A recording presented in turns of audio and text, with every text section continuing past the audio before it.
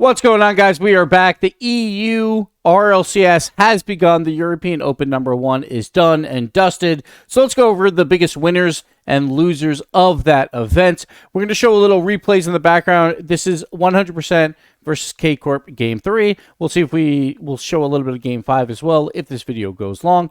But that's what we're going to play in the background while we talk about biggest winners and losers. So let's get right into it. Let me find what I'm supposed to find here.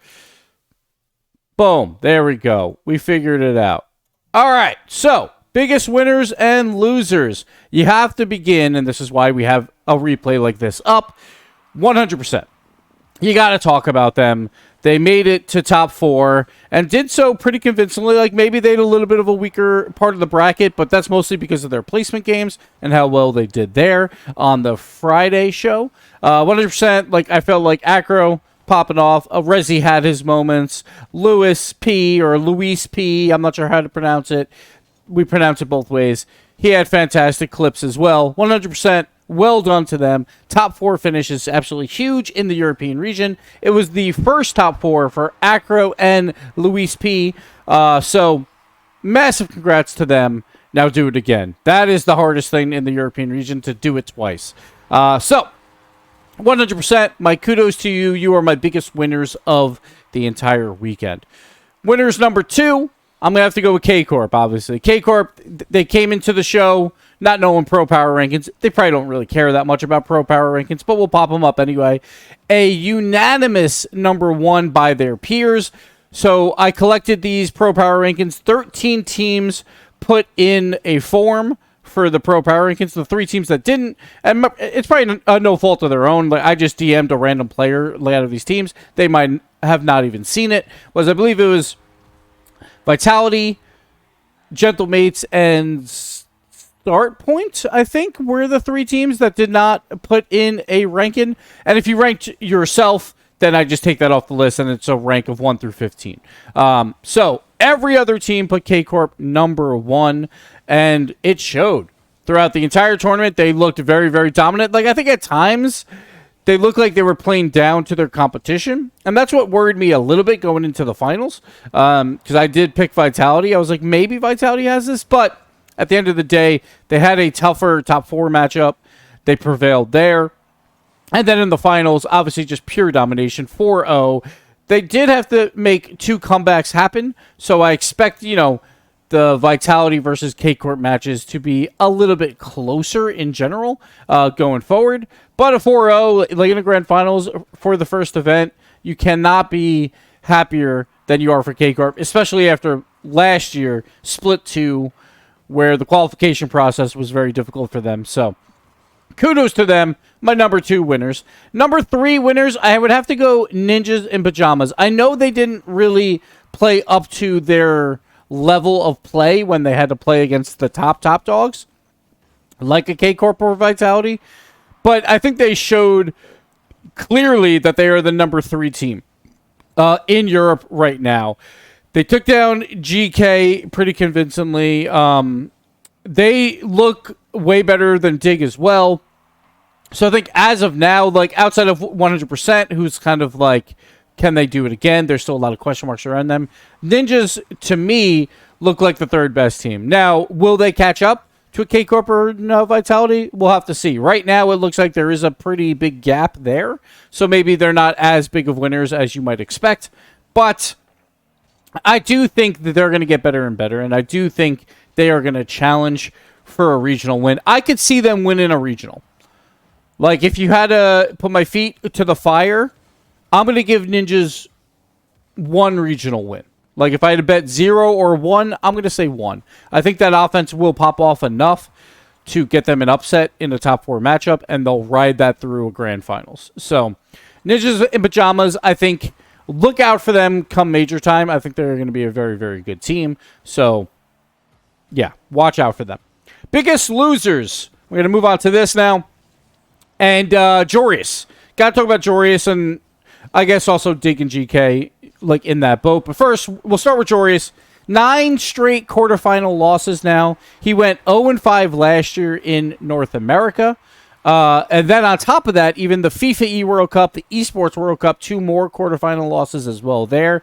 And technically, he kind of lost 3 quarterfinal matches in one tournament, right? Once he got to that quarterfinal top 8, top 6 moment, they played a placement match. They lost that. They played their match for top 4. They lost that. Then in the lower bracket, they lost another one. So really, he lost 3 quarterfinal matches somehow in this tournament. Jorius just can't get over that hump. Dignitas in general, shaky beginning for them. I felt like a lot of defensive mistakes that should not be happening. We'll see if they can pick it back up. They were expected to be probably in that, like, just outside the major spot, and that's where they are, so you can't fault them too much. But also, they had a very, very easy bracket. And I know you just have to play who's in front of you, but that does show something of, like, I don't know where Dig's floor is because they didn't have that much of tough competition, right? So we'll have to see how that goes. And then GK on the other side, this is 2/3 of the England roster who had a miserable FIFA E World Cup performance, and then they kind of backed it up with a miserable open number 1, in my opinion, as well. They did make top 8, but it wasn't that great. So I would have to say for GK right now, I said it on the desk, they're frauds right now. They're on fraud alert. So we'll have to see how that all plays out. Let's change replay up. Let's go to the other one for game number 5 here. And we'll just continue on talking about this. Hide the UI. I don't know if I hit it before. But GK did not impress me whatsoever. So I think Dig and GK are those 2 teams that are supposed to be challenging for the major spots with Mates, I would say. But Mates looked pretty decent throughout this weekend, while Dig and GK did not. And then 100% is that underdog team, right? That, like, if they can do it again, maybe they challenge. But I'm still, I need to see it twice. That's how I always perceive it. And I kept the pro power rankings up. I probably should have closed these by now. But it works out because my next biggest loser is Redemption. They were power rank number 9. And an exact average of 9 as well. And they didn't even win a game in the first European Open. They lost to Vitality 3-0, so you expect that. But then in the lower bracket as well, they got 3-0'd. Not something you expect out of a team like that. That is Cash, Smokes, and Toxic. You expect them to be challenging for top 8 spots, and they didn't even win a game. So my number 2 biggest loser, for sure, is Vitality. Number 1 is, like, Dig and GK with Jorius as, like, the icing on the cake. And then my 3rd biggest loser is probably Vitality, right? You come in, you have 2 world champions, you have Zen, and I get it that your peers expect you to be the number 2 team. And even I think it was like 3 teams out of those 13 predicted them to be worse than 2.